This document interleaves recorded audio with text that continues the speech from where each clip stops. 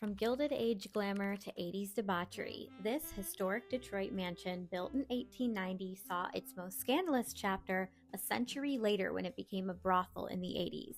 So when I heard they were having an estate sale, I knew I had to go. Of course, this giant Victorian was full of antiques, and it's crazy to think about the secrets that went on behind these beautiful stained glass windows. There was even a bar in the back. Imagine the parties that went on here.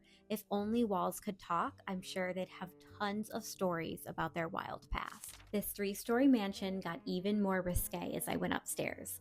The second floor was made up of large, beautifully decorated bedrooms full of the most amazing vintage designer clothes and shoes.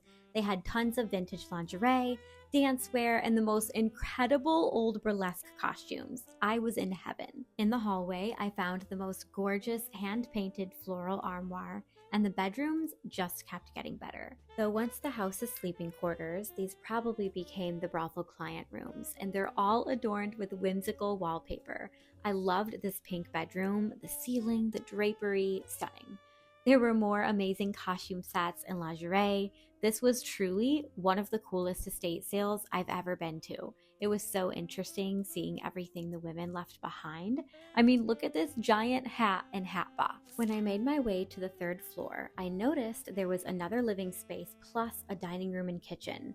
I believe this was originally the servants' quarters, but after it became a brothel in the 80s, this is where the working girls would get ready. I saw vintage vanities and small dressing rooms with beautiful curtains, all of which were for sale. As a history lover, this was such an unforgettable experience. It was like shopping a museum. I might even have to go back.